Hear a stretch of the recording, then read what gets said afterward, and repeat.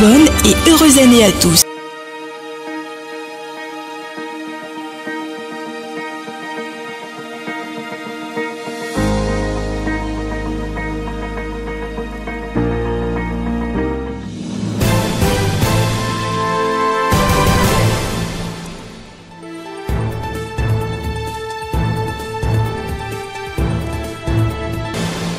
Et de deux pour le compte de Actu et Débat pour cette nouvelle année 2025. Nous vous retrouvons avec beaucoup d'enthousiasme, chers amis auditeurs. Merci de prendre le rendez-vous de cette émission sur laquelle nous posons un autre regard sur l'actualité. En studio, Valentin Adjiboucha, journaliste. Valentin, bonjour et meilleurs vœux. Bonjour Brice Bilaïtedji, bonjour Herman. C'est la deuxième fois que nous vous recevons sur cette émission. Vous êtes déjà un habitué. Je salue aussi les amis auditeurs. C'est Herman que nous recevons, bien sûr, tout nouveau sur cette émission. Baptême de feu sur l'émission Actu et Débat. Bonjour Brice Bilaïtedji, bonjour Valentin Adjiboucha, bonjour à nos amis techniciens également qui, depuis la baie vitrée, là, nous observent. Et sans eux, on n'est rien. Nos voeux les meilleurs, Herman. Ah oui, de bonnes et heureuses années, surtout santé. Le reste, Dieu y pourvoira. Merci de répondre présent à cette émission, chers invités. Ce soir, nous allons nous intéresser au léger remaniement ministériel intervenu ce lundi. Samou Seydou Dambi, ministre de l'Énergie, de l'Eau et des Mines, n'est plus membre du gouvernement.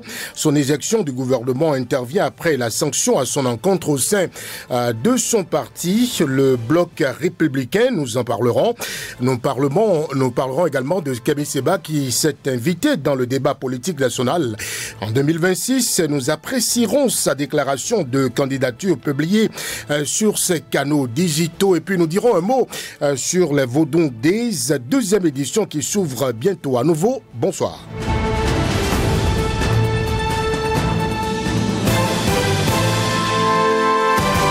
Actu et Débat. Décision forte au plan politique au sein du bloc républicain, décision prise par le bureau exécutif national du parti qui a annoncé la suspension de Samou Seydou Dambi, ministre et vice-président chargé des relations extérieures des partenariats au sein du parti bloc républicain. Cette sanction fait suite à des actes, je cite, contraires à la discipline du parti, fin de citation, et, je cite encore, subversif, fin de citation, envers ces structures officielles. 24 heures plus tard, le ministre a été déchargé de ses fonctions officielles au sein du gouvernement. Valentin Adjiboucha, est-ce que c'est lié?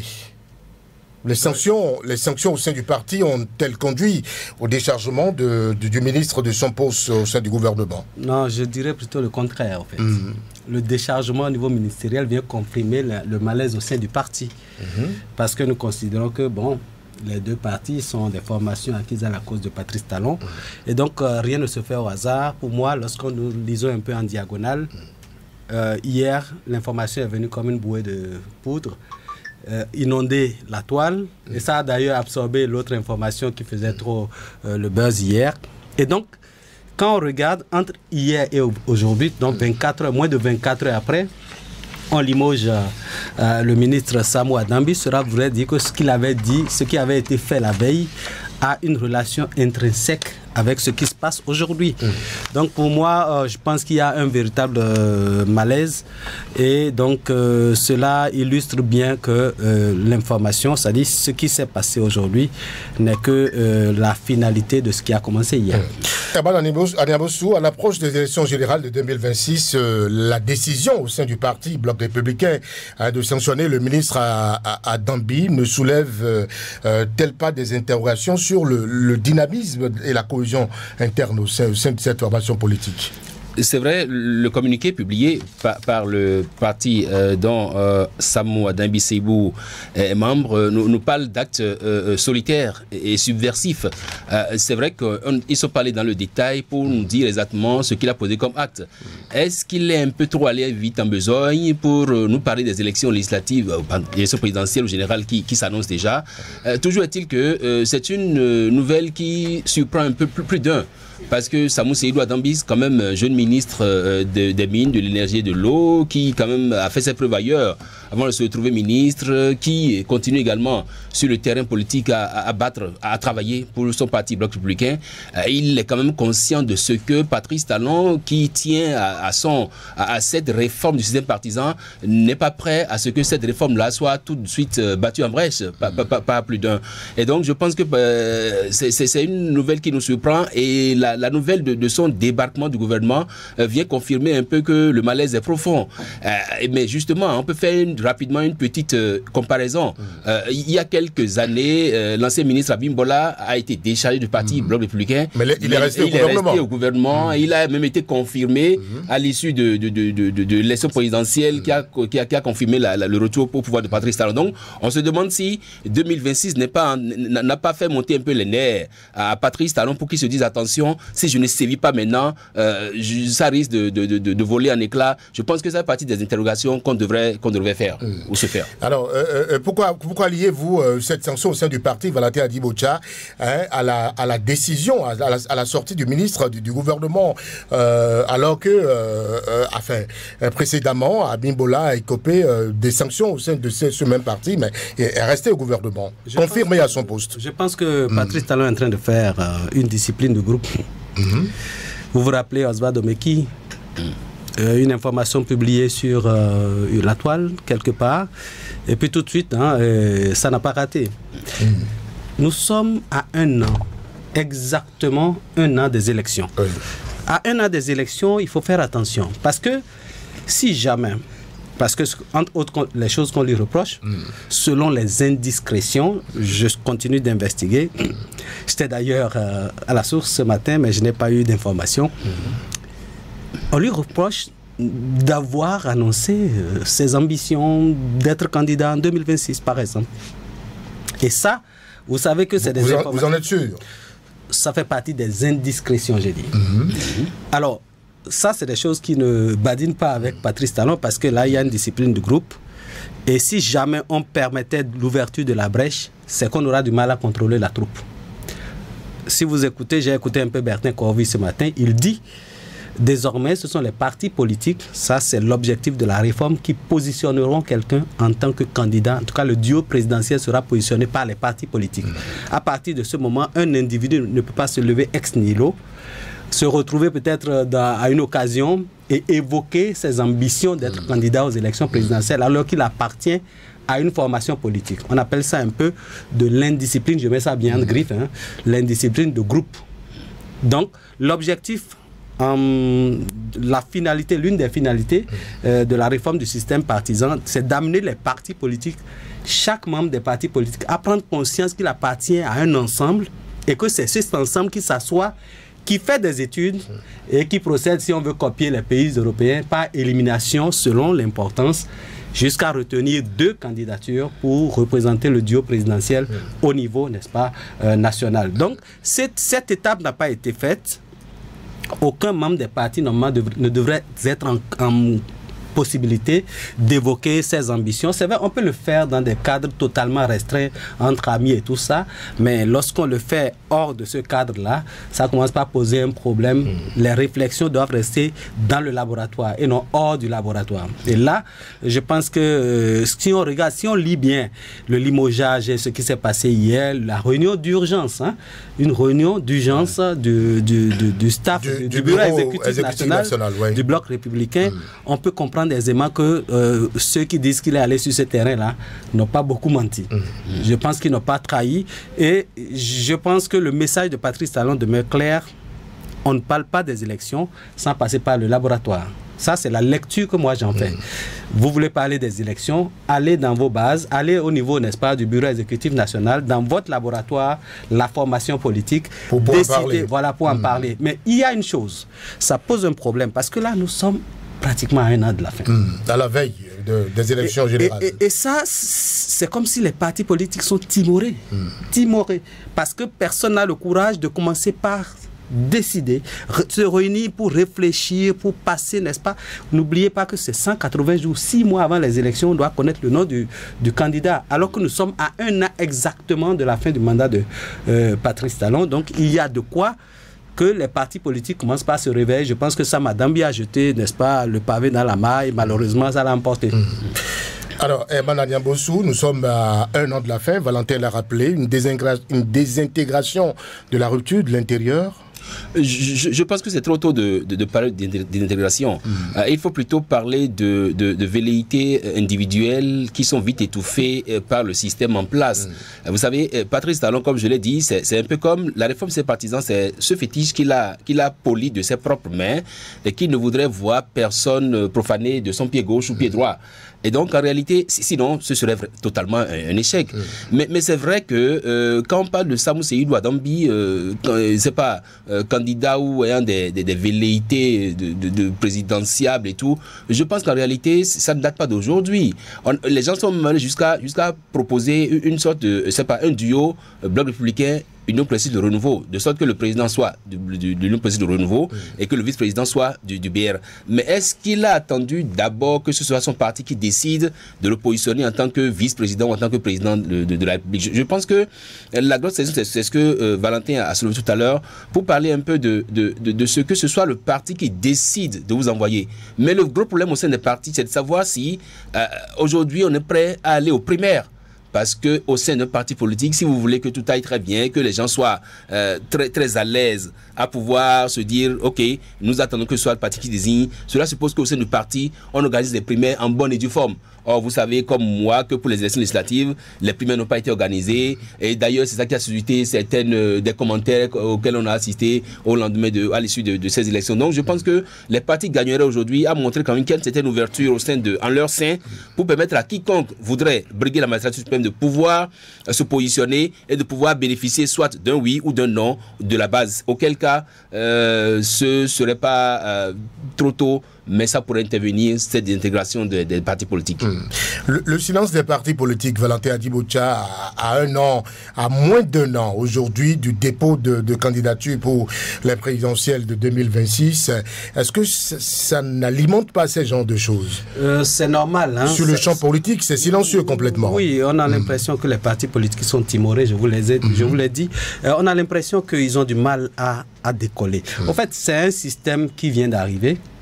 Ça n'a pas encore atteint son degré de maturité. Sinon, normalement, à cette heure-ci déjà, les laboratoires des partis politiques doivent être en train de défiler au moins le prototype robot du candidat ou du duo présidentiel et des autres types de candidats. Moi, j'ai discuté par exemple avec quelques responsables du BR, j'ai discuté avec quelques responsables de l'UP. Il y a un peu comme... Personne ne veut livrer son secret. Mais au fond, à l'intérieur, il n'y a rien qui se passe, au fait. Il n'y a pas grand-chose. Il n'y a pas grand-chose. On ne peut pas dire avec précision que lorsqu'on prend l'UP à 1 an, parce que le 12 avril prochain, on doit aller aux élections présidentielles, on ne peut pas dire maintenant à 1 an, 3 mois, que tout est fin prêt pour qu'on puisse connaître le prototype. Au moins, là où nous sommes normalement dans les laboratoires des partis politiques, lorsqu'on prend le prototype robot, on doit pouvoir dire celui qui présente tel type de schéma doit pouvoir être le président. Et celui qui présente ou celle qui présente tel type de schéma doit être la vice-présidente ou le vice-président. Mais jusque-là, lorsque vous rentrez dans le secret des dieux, vous n'avez pas forcément quelque chose de consistant. C'est-à-dire qu'on a l'impression, on vous dit, parce que vous êtes journaliste, nous avons notre secret, on ne peut pas vous livrer notre système et tout ça là. Mais au fond, quand vous rentrez dedans, il n'y a pas grand-chose. C'est pareil même pour l'opposition. Hein. Lorsque vous allez, vous discutez avec eux, vous regardez, tout le monde court, mais on ne sait pas pourquoi on court. On ne sait pas pourquoi on court. Ceux qui sont du côté présidentiel, eux, ils sont un peu plus réservés. C'est-à-dire qu'ils ne courent pas beaucoup parce qu'ils se disent que bon, nous avons les manettes en main, nous contrôlons tout le système et tout ça. Mais je dis, et comme Orden l'a dit aussi, ça peut échapper. Ça peut échapper. Et donc, on est ici, c'est le Bénin, et la plupart du temps, les élections, c'est chaque 10 ans. C'est-à-dire l'élection d'entre 2 mandats, c'est souvent... un carton qu'on donne pour continuer le mandat, mais chaque 10 ans, les Béninois réagissent pour voter. Et ça, il faut faire attention parce que là, si on pense qu'on a toutes les manettes en main, ça peut échapper. C'est pas moi qui l'ai dit, c'est Orden à la Datine qui l'a dit sur l'émission. Ça peut, et quand ça va vouloir échapper, c'est que ça échappe totalement en fait. Tout le système échappe. Et c'est parce qu'ils sont conscients que ça peut échapper qu'on met des garde-fous nécessaires pour que ça ne puisse pas échapper. Voilà. Mais moi, je pense que la sanction de Samou Adambi a été l'extrême en fait. L'extrême. L'extrême, c'est-à-dire? C'est-à-dire qu'on a tapé très fort. très forte, si bien que personne n'aura le courage aujourd'hui dans le système de lever son petit doigt. Tant qu'on n'a pas dit ça y est, asseyons, nous lançons le débat, personne ne pourra lever son petit doigt pour dire bon, nous sommes prêts, j'ai bien envie d'essayer, j'ai bien envie de faire si on continue de se comporter comme ça, c'est qu'on va jusqu'à 6 mois, c'est-à-dire à moins de 2 jours ou à moins d'1 mois des dépôts de candidature, tant que le parti ne dit pas ça y est, on ne pourra pas lancer le top, alors que c'est une course de fond et non une course de vitesse. Oui, on peut supposer que la sanction de Samou Seydou Adambi est l'extrême parce qu'il occupait un poste nominatif. Absolument. Mais ceux qui aujourd'hui sont à un poste électif peuvent encore essayer quelque chose. C'est là justement qu'intervient la différence. Ce qui me gêne dans l'affaire, c'est que, vous savez, quand on tape un général, je ne vois pas un capitaine. Les éléments de la troupe, ils se rangent. Je suis d'accord, mais toujours est-il quand que... tu tapes le général un seul coup, j'imagine l'homme de rang, combien de coups il reçoit sur la tête. Alors, ça fait que quoi? Même ceux qui ont les mandats électifs, vous voulez parler par exemple des députés, je n'en vois pas un seul qui puisse avoir le courage de faire ce que Sam Adambi a fait là, de peur qu'il soit peut-être éjecté du système. Non, mais constatez avec moi que c'est vrai, Samou Seydou Adambi, il a peut-être évoqué la question c'est pas, d'un flagrant délit, pour le dire ainsi, mais que d'autres qui occupent des postes électifs abordent également la question, mais l'abordent avec leur base sans pouvoir être inquiétés. Et donc parce que lui, il a un poste nominatif, on tape du poing sur la table pour lui dire attention, arrête, ne fais pas ça. Parce que vous comprenez avec moi que dans ce gouvernement de Patrice Talon, il y a pratiquement que des gars qui soutiennent l'action du gouvernement. Et donc aujourd'hui, c'est comment il fait pour maintenir le bébé en l'état, pour pas qu'on jette le bébé et l'eau de paix à la fois. Et donc je pense que oui, le faire ainsi, est-ce que c'est une manière, d'autres vous diront également que c'est une manière pour Patrice Talon de dire à Samou Seydou Adambi, écoute, ok, comme tu as les ambitions présidentialistes, je te libère pour que tu puisses aller gérer tête au pot et que tu puisses mettre ta base en ordre de bataille. J'aurais cru en ça si il n'y avait pas eu la sanction de la veille.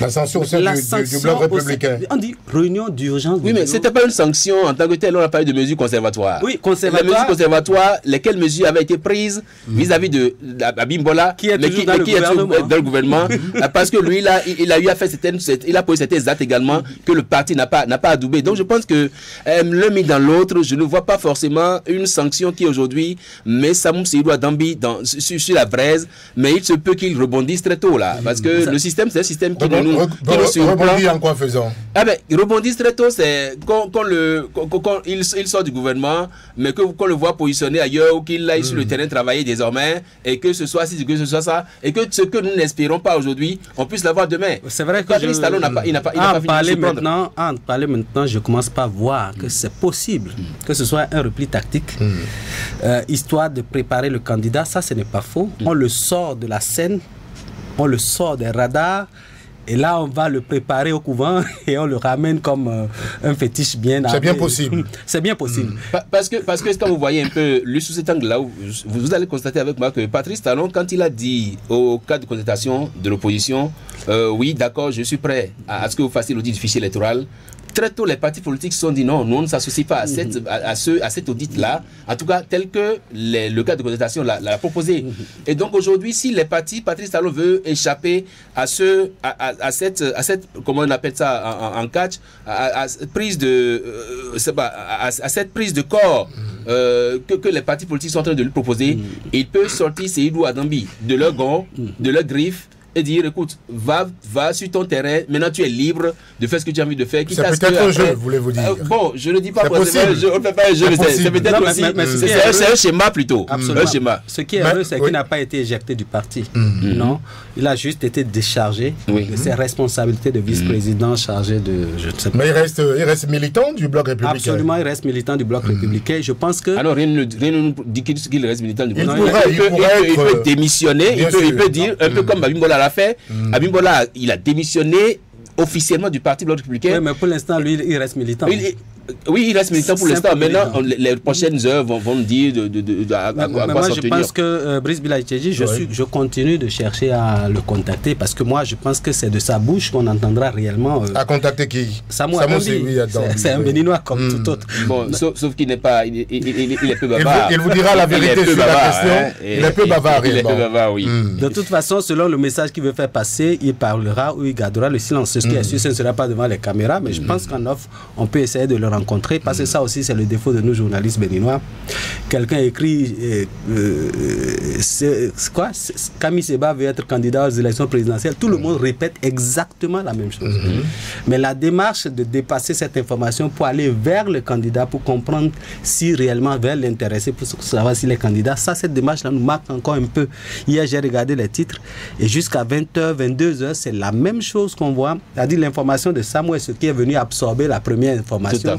Et donc, on a changé de direction et puis ça y est, tout le monde a suivi. Et ce matin, dès qu'on a dit qu'il a été limogé, on est reparti dans cette direction. Oui, tout à fait. Mais là, je pense que Samuel est encore bénin. Il faut qu'on aille au-delà. On doit aller au-delà. Du factuel. Absolument, le rencontrer, discuter avec lui. Et même si en offre, on peut comprendre quand même ses ambitions, qu'est-ce qui a motivé et tout le reste. Qu'est-ce qu'il a dit exactement?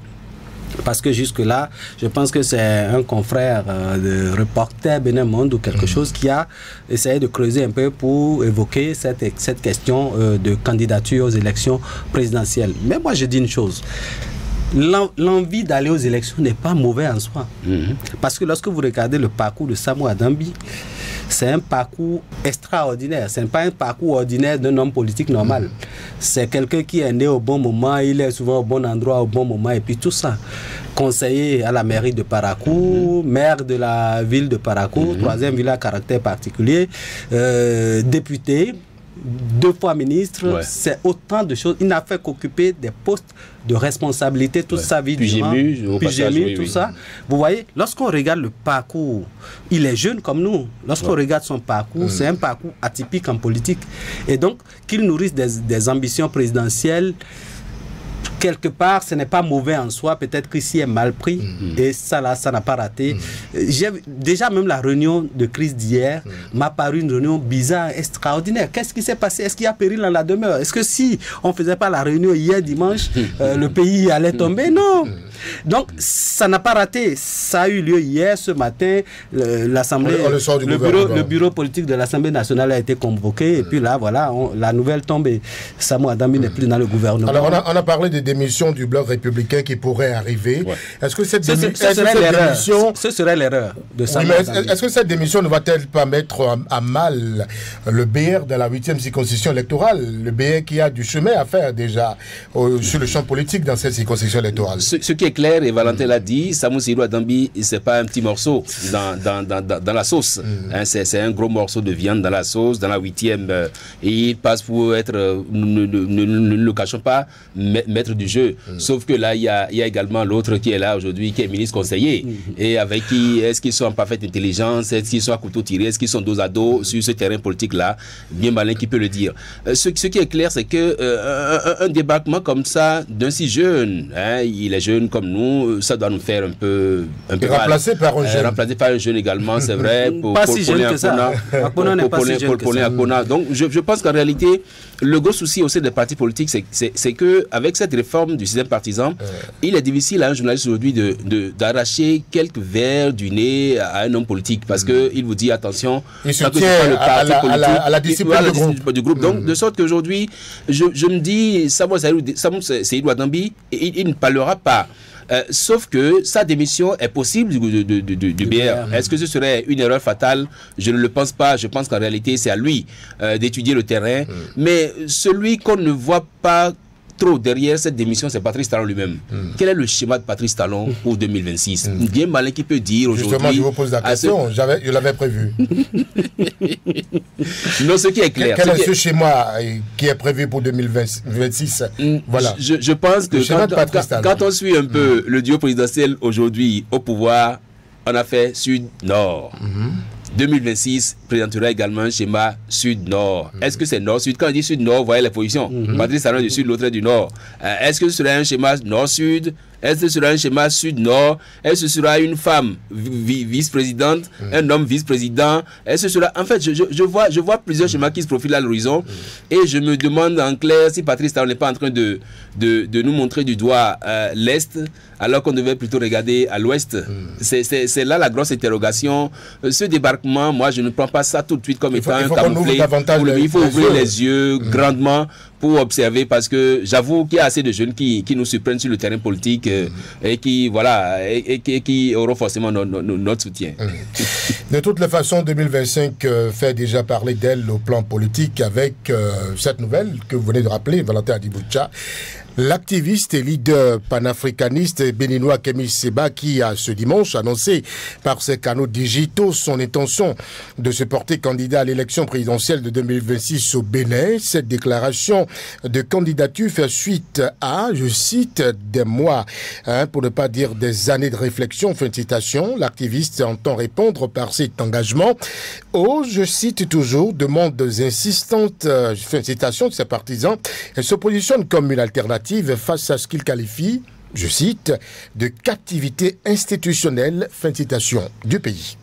Alors, vous avez suivi, Herman Agnabossou, cette déclaration qui continue de brusser l'opinion publique ces dernières 24 heures. Comment l'avez-vous accueilli? Quelle appréciation en faites-vous? Kémy Séba, c'est quelqu'un qui apporte un peu d'eau à ce moulin. C'est vrai que le pays est tellement taiseux, il faut des gens quand même pour montrer quand même que nous sommes des vivants, des êtres humains. Il n'y a pas d'audacieux qui se déclare candidat. Et donc, oui, je vois Kémy Séba un peu dans la peau d'un troisième larron qui pourrait se saisir de Maître Aliboron si jamais le corbeau et le renard se permettaient de jouer à un jeu d'enfant. Non, Kémy Séba aujourd'hui, quoi qu'on dise, l'homme il a acquis du cran. Il a quand même essayé, c'est celui-là qu'on a arrêté en France et qui au bout de quelques heures a été libéré. Quelqu'un dont on dit qu'il a été également interpellé à l'aéroport ici, mais qui a été libéré tout de suite. Le gars, quoi qu'on dise, il montre quand même qu'il a le relationnel, qu'il a des relations et qu'il peut. Sauf à revoir également, sauf à voir au niveau des tests qui organisent les élections chez nous pour savoir si, en l'état actuel des choses, Kémy Séba, il a les coups de franche, s'il a les atouts majeurs pour être candidat à une élection présidentielle au Bénin. Je pense que ça devrait être d'abord l'exercice auquel il va se livrer pour nous dire, ok, quand je fais une petite comparaison ou quand je contrôle les tests législatifs au Bénin, je suis à même d'être si. Est-ce que je suis resté au Bénin depuis un certain nombre de temps? Est-ce que ce critère de rester sur le territoire national, est-ce qu'il est là? Est-ce qu'aujourd'hui Kémy Séba, il est toujours béninois? Parce qu'on dit également que c'est avec le passeport nigérien qu'il est en train de circuler aujourd'hui. Est-ce que quelqu'un qui a un passeport nigérien, est-ce qu'il reste béninois avec tous les droits acquis? Je pense que nous parlons là droit. Et puis, comme je l'ai dit hier sur le forum, le système a changé, le contexte également a changé, les acteurs également ont changé. Non pas que toute sa candidature, mais je crains qu'il nous fasse faire des débats qui à la fin ne seront pas bénéfiques pour la jeunesse en fait. Valentin Adiboucha, vous avez suivi Kémy Séba. En fait, lorsque vous regardez Kémy Séba, il est dans son rôle et son objectif est atteint. Moi, c'est quelqu'un avec qui j'ai animé des émissions pendant au moins 2 ans, je pense. Lorsque il a son système, en fait. Première chose, la provocation. Deuxième chose, les coups de buzz. Il aime le buzz. Et donc, c'est un ballon d'essai qu'il a lancé et ça a pris. En fait, on était dans un moment où on vient de finir de fêter, il y a une morosité, il y a un calme plat. Il a bien calculé son moment. Il a lancé le ballon. Il jette ça dedans et puis paf, les journalistes étaient désœuvrés. Et tout de suite, chacun a repris sa plume.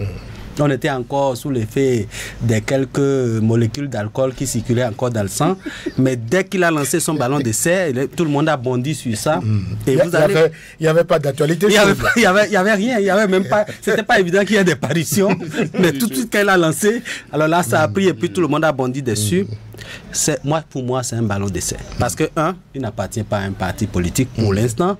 2, il a en même temps tendu la main à un parti politique qui, j'ai appelé tellement de responsables ce matin, aucun n'était prêt. Celui qui a osé donner un avis, tout de suite s'est rétracté parce qu'entre-temps, le parti n'a pas encore décidé de se prononcer. L'avis n'est même pas audible, c'était au bord aux encablures de la mer. Absolument. Je dis, Kémy, on entendait à peine. C'est du Kémy ça en fait. C'est du Kémy, il provoque, Et même, il veut même provoquer, jusqu'à provoquer en face. Hein. Ce n'est pas seulement... Même au niveau des démocrates, il a semé de la panique.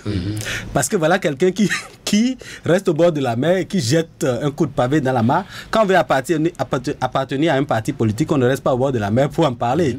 On va faire les responsables de ce parti politique. Et n'oubliez pas qui dirige les démocrates. Donc, pour moi, même au sein des partis de l'opposition, il a provoqué, en tout cas il a réussi son affaire, un ballon d'essai qui a dérangé tout le monde. Et je vous assure que, mais lorsqu'on prend la chose de manière plus sérieuse, je ne pense pas que pour 2026, Kami Seba soit déjà prêt. Même s'il avait des ambitions pour diriger... Il dit qu'il est prêt, Valentin Djiboutia. Non, ça c'est lui qui le dit, mais nous on est analystes. Et nous connaissons la personne. Nous l'avons étudié, nous savons sa méthode et tout le reste. Je ne pense pas que pour 2026, il est trop tôt déjà pour en parler. Je dis la première chose, c'est d'appartenir d'abord à un parti politique. La deuxième chose, c'est d'avoir l'aval du parti politique après étude au laboratoire que vous êtes candidanciable pour pouvoir donc être choisi pour vous siéger, n'est-ce pas, dans ce siège-là de potentiels candidats aux élections présidentielles. Pourtant, la déclaration Valentin Djiboutia est portée par une stratégie audacieuse, une possible alliance avec le parti Les Démocrates. Kami Seba propose ensuite une coalition élargie pour réformer le code électoral qu'il juge restrictif. Et enfin, le plan Opération Jericho avec une mobilisation populaire combinant révolution informationnelle et action décisive des acteurs clés du pays.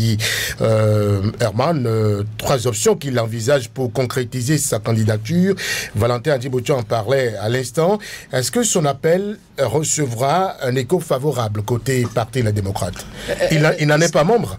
La grosse question, c'est de savoir si cette sortie de Kami Seba n'est pas venue aussi un peu apporter du vinaigre à ce qui s'est passé avec le ministre Samu Seydou Dambi. Parce que là, quand vous suivez un peu ces conditions, les options auxquelles il fait allusion, c'est qu'il appelle à une sorte de révolution, pour peut-être pour plutôt essayer de revoir tout ce qui pourrait être chrysogène dans le pays. Est-ce que c'est pas une manière pour Patrice Talon de dire attention, je garde ma troupe intacte jusqu'à mon départ de la tête du pays, de sorte que ce soit celui que moi je propose qui passe à la tête de ce pays. Donc je pense que l'un mis dans l'autre, Kami Seba, c'est vrai, il a peut-être lancé un ballon d'essai, mais c'est un ballon d'essai qui vient un peu pour réveiller ou éveiller les nerfs, pour réveiller ceux qui dorment encore, pour leur dire attention, levez-vous. Parce que justement, ce que nous ne savons pas dire exactement, c'est que les problèmes soulevés par Kami Seba ne sont pas forcément des problèmes qui sont, uniques à la personne, non. C'est des problèmes, quand vous les écoutez, qui résonnent tout le temps dans les oreilles de ceux même qui soutiennent l'action du gouvernement. Ils vous disent attention, c'est vrai que le code électoral tel que c'est fait aujourd'hui, ça a besoin d'être toiletté. Malheureusement, ils n'ont pas ce courage-là de pouvoir le dire. Est-ce qu'il appelle à une sorte de subversion, un peu comme ce que l'un des éléments qui ont suscité le départ ou la suspension de Samu Adambi. Est-ce que c'est pas une manière de dire attention, j'appelle les gens à se soulever pour qu'on puisse revoir les choses, pour qu'on puisse faire ceci. Je pense que Kami Seba, pour ma part, c'est pas trop tôt ce qu'il dit. Je prends Kami Seba comme cet aveu qui vous dit je vais vous jeter la pierre, c'est qu'il a forcément déjà pied sous ce caillou-là. Donc, oui, faisons attention à ce que Kami Seba dit. Vous savez, aujourd'hui, le monde politique est en pleine mutation. C'est un monde en pleine mutation et on ne sait pas demain de quoi demain est fait, pas du tout. Tout est possible, mais sauf qu'il faut travailler à ce que la paix qui a tout caractérisé le Bénin soit maintenue pour qu'on ne puisse pas aller à l'escalade. Voilà. Alors, le canal choisi, Valentin, est-ce que ça ne pose pas problème? Est-ce que Kami Seba, à ce jour, a saisi officiellement les instances du Parti Les Démocrates? À quoi devra-t-on s'attendre côté Parti Les Démocrates? La réserve que moi j'ai observé ce matin, la réserve des responsables du Parti Les Démocrates prouve que l'offre n'est pas tombée dans des oreilles de sourds. C'est-à-dire avoir Kami Seba avec soi, c'est avoir une bonne frange de la jeunesse avec soi. Et parce que là, il draine du monde. Mais au fond, au-delà de ce qu'on dit sur les réseaux sociaux, il s'agit des programmes d'action. Est-ce que Kami Seba peut concevoir un programme d'action qui puisse intéresser les démocrates? Est-ce qu'avec les démocrates, c'est vrai, en l'ayant, aujourd'hui nous sommes dans un mercato. Tous les partis politiques veulent avoir quelqu'un comme Kami Seba, qui sait le langage de la jeunesse, les canaux pour atteindre la jeunesse.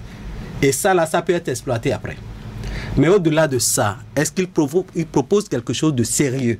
Est-ce qu'il a un programme d'action? Parce que parler de la révision de la Constitution, ça les démocrates l'ont dit déjà depuis 2021. Pourtant, ils ont utilisé cette même Constitution pour proposer des duos présidentiels. C'est-à-dire, aujourd'hui, il est question de voir le plus important de cette information, c'est quelle alchimie utiliser pour amener Patrice Talon à fléchir par rapport au code électoral en vigueur. Si vous n'arrivez pas à amener Patrice Talon à fléchir, qu'on ait beau dire qu'il y a les institutions qui sont autonomes et tout le reste, on ne va pas toucher à ce code. Et vous êtes obligé de composer avec. Alors, comment on est contre quelque chose et on compose avec la chose pour aller à une élection? Ça, c'est une contradiction extraordinaire et c'est une équation à multiples dimensions qu'il faut résorber d'abord avant donc l'échéance. Parce que si vous restez là à parler du code pendant que les autres avancent, il y a un problème.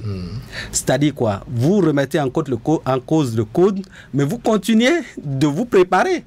Parce que qu'on le veuille ou pas, vous faites comme si c'est avec ce code-là que vous voulez aller aux élections.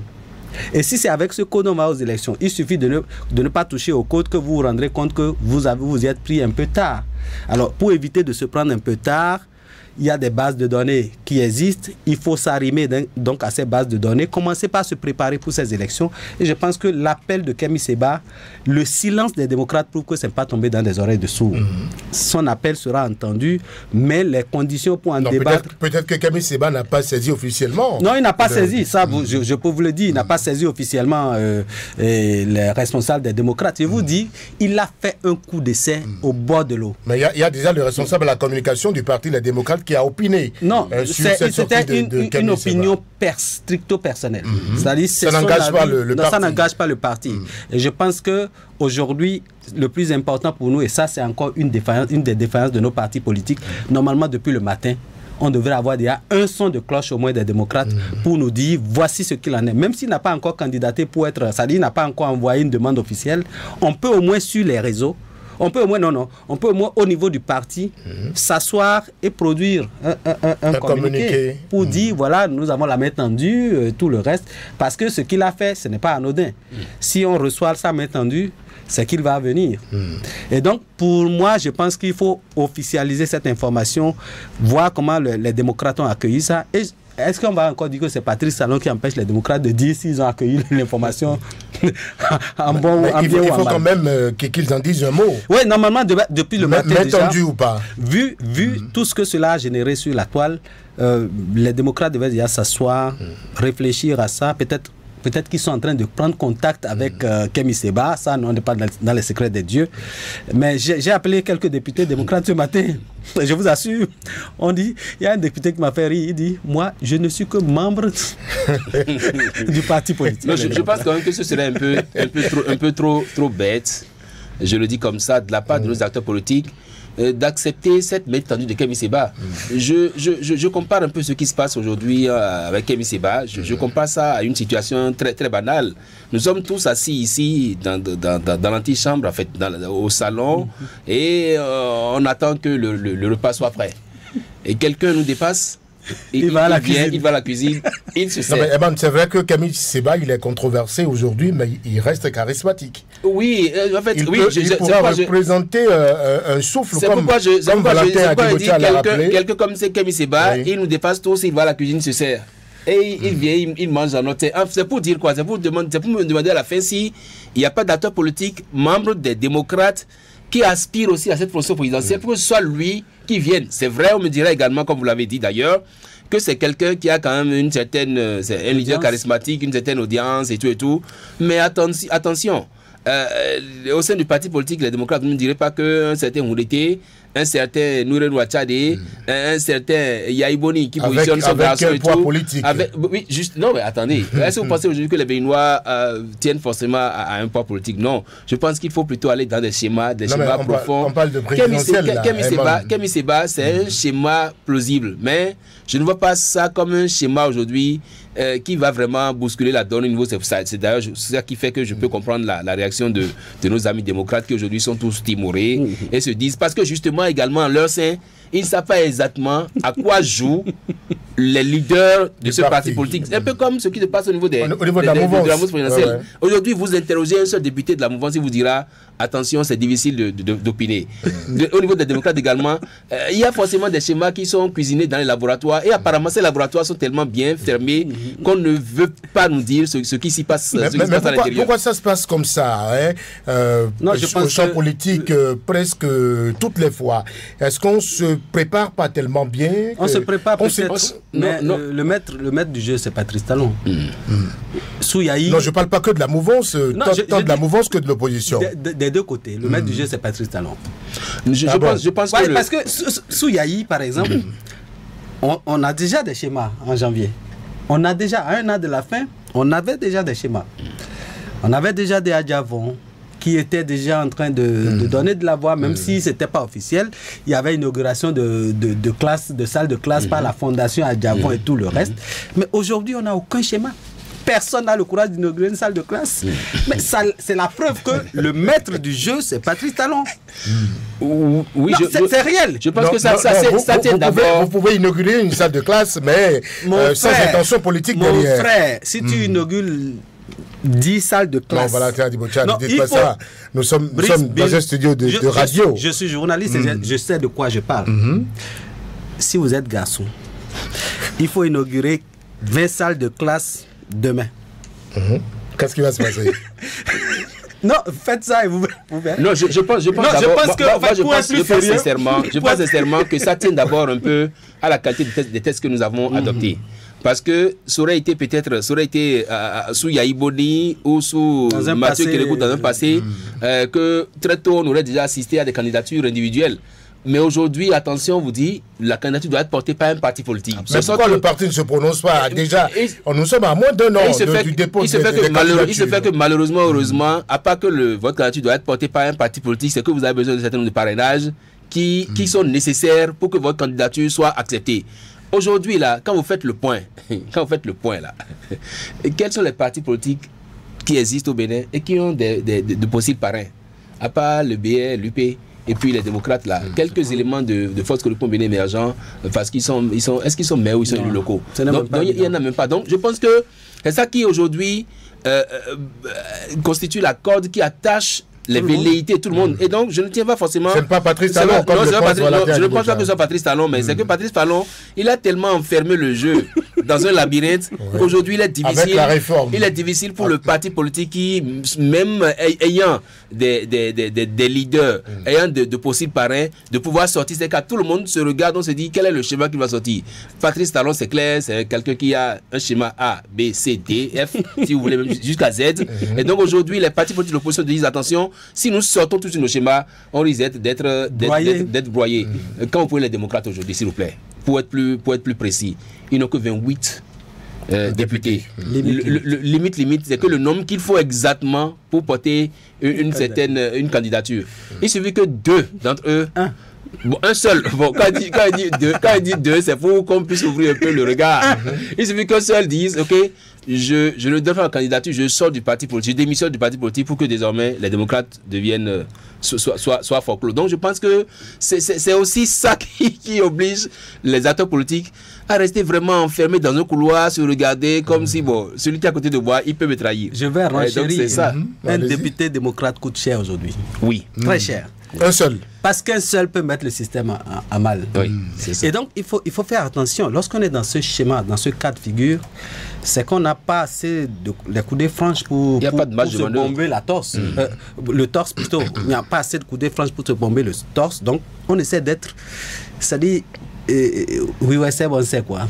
SEMA, c'est quoi? On est dans du SEMA, c'est ça. Et on veut regarder qu'est-ce que UP est en train de concocter. BR, vous allez voir, quand il y a eu une alliance entre UP et BR, tout de suite de l'autre côté, on a mis en place un cadre de concertation. Donc, on bouge. Chacun bouge les pions comme dans un jeu de dames. Parce que si tu bouges mal le pion, c'est que là, tout de suite... tu offres la voie à ton adversaire. Voilà. Donc, je pense que la loi, qu'on le veuille ou pas, malgré des contestations et tout, La loi demeure la loi et c'est avec elle qu'on est en train de faire aujourd'hui. Jusqu'au jour où on ne s'asseyera pas pour retoucher à cette loi-là, on ira aux élections avec cette loi et je vous assure que les affaires de parrainage, c'est quelque chose qui est... Le Bénin a sorti un schéma qui sort de tous les schémas qu'on a connus jusque-là en matière de parrainage. Donc, c'est un schéma qui est tellement limite. Ailleurs, les parrainages s'ouvrent jusqu'aux conseillers communaux. Mais ici, les parrainages sont vraiment régentés, tellement régentés. Voilà. Et donc, les démocrates n'ont pas de maire. Ils n'ont que des députés. Et là, l'autre troisième larron, Paul Humpé, lui, il est là, il attend. Tranquillement. Et lui, donc... Défense pour le Bénin. Lui, il ne se dérange pas trop. Il attend. Parce qu'il sait que, bon, à un moment donné, on voudra composer avec lui. C'est pourquoi, lorsqu'on a fait le cas de concertation, il a donné un peu de la voix pour dire, écoutez, n'oubliez pas que je suis là. Et que ma voix comptera en son temps. Donc, c'est pour vous dire ceci. Le jeu est tellement limite. Même les partis qui sont acquis à la cause de Patrice Talon, ils n'ont pas les coudées assez franches pour passer à la décision. Là, maintenant... Tout le monde attend que l'arbitre dise ça y est, voilà, il faut centrer le ballon. Et je vous dis que la sanction de Samuel Adambi a encore aggravé la situation. C'est-à-dire là, on comprend que bon, ce n'est pas encore prêt. Si jamais, parce que ils vont se refermer sur eux-mêmes davantage. Je pense que si Talon ne tape pas sur Samuel Adambi, c'est que les tares du gouvernement Yahi et du gouvernement Kérékou vont revenir en surface. Les vieux démons reviendront en surface parce que dès que lui arrive à dire ça et qu'on ne fait rien, un autre ministre de l'autre côté ou un chef de parti acquis à la cause de Patrice Talon, et on va vivre tout ce que peut-être UBF a vécu, tout ce que, je ne sais pas, sous Union fait la Nation a vécu en son temps. Donc, faisons attention, je pense que le maître du jeu continue de contrôler la manette et jusque-là, on doit être prudent.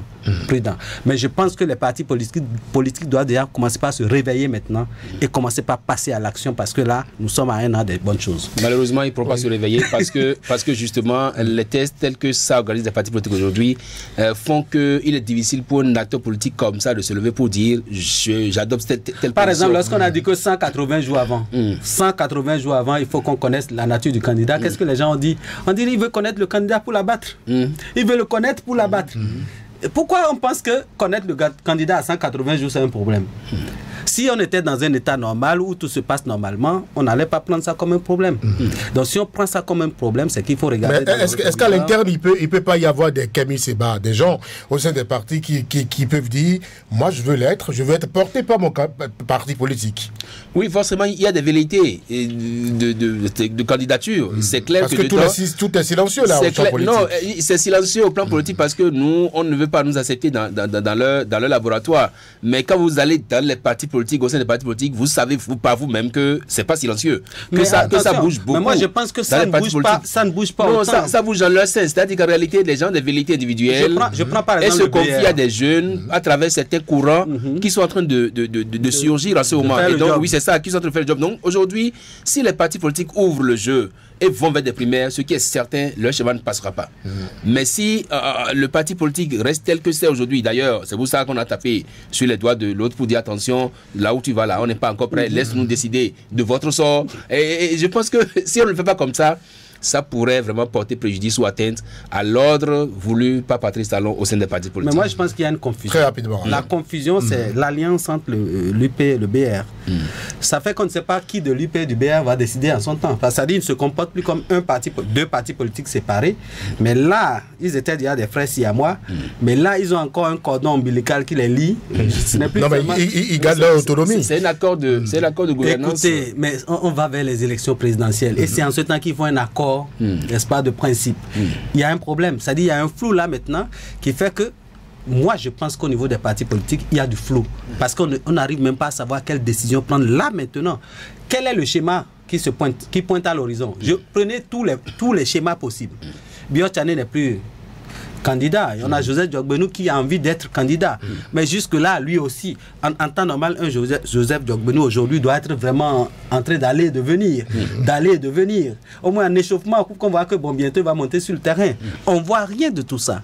Et ça fait que moi j'ai l'impression Vous êtes sûr que nous ne voyons rien de tout ça? Ou bien on n'a pas suivi les mêmes actualités durant les fêtes de fin d'année. Où il est allé chez les Célestes à l'occasion du V5. Il est allé chez les évangélistes ou les évangéliques à Dessart. Il était pratiquement sur tous les fronts, pratiquement. J'ai l'impression. Religieux. Bon, non, mais ce n'est pas. Non, bon, religieux, mais ce n'est pas rien en fait. On va poursuivre les échanges maintenant. Juste après cette pause, je voudrais rappeler aux amis auditeurs qu'ils sont sur Radio Cotonou, sur Actu et Débat.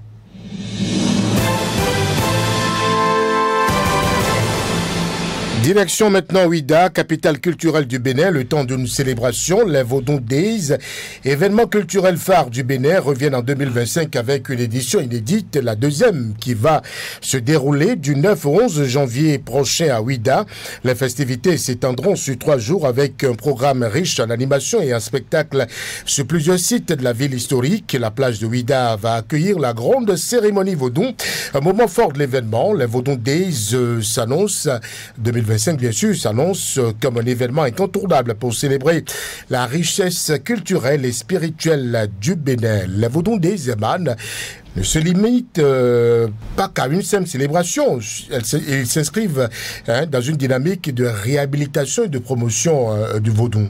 Pour qui a fait un tour à Ouida ces derniers temps, le vaudou souvent mal compris. Il est fier d'être de Ouida, un peu comme je le suis d'ailleurs.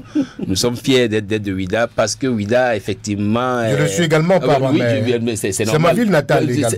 C'est plus que natal. Vous êtes resté dans le ventre de Ouida. C'est votre ville.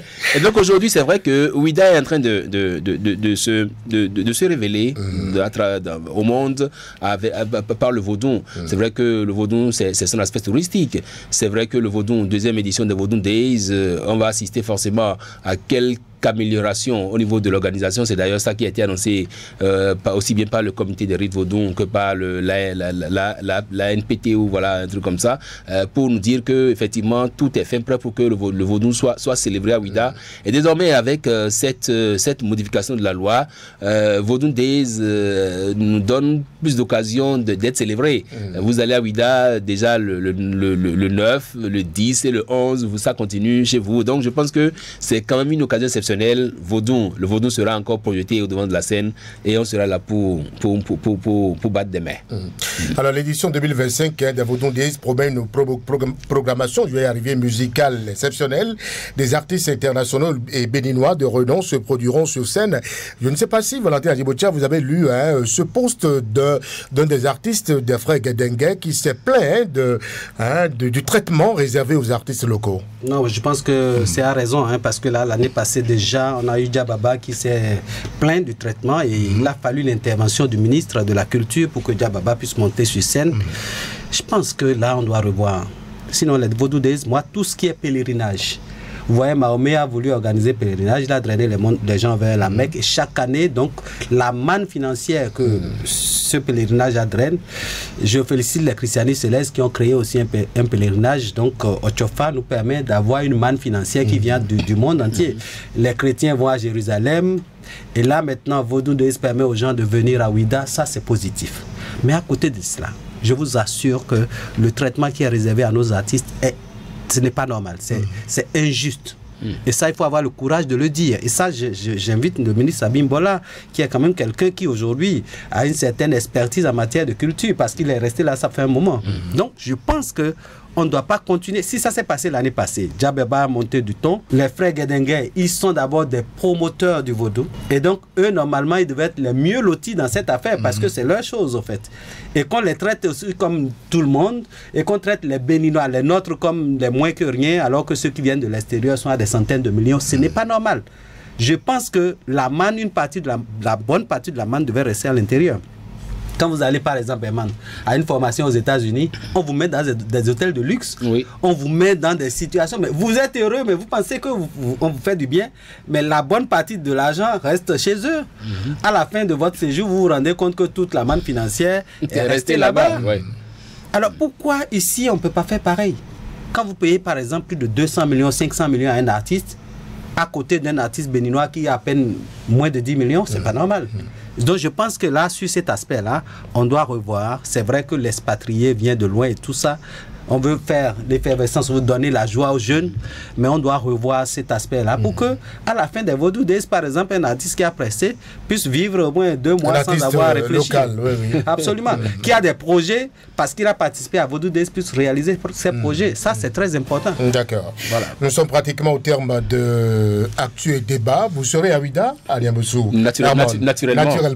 Valentin, vous y serez? Non, ça, c'est pas évident. Moi, j'y serai de toute façon. Ouais, c'est normal, hein. Vous allez à la même Merci pour votre participation à cette émission, Valentin Adiboucha et Herban Niamboussou, journaliste. Merci également à la participation technique de Patrice Béja. Job Ticker, restez à la prise de vue. Je suis Brice Bill Aïtjedji. Bonsoir.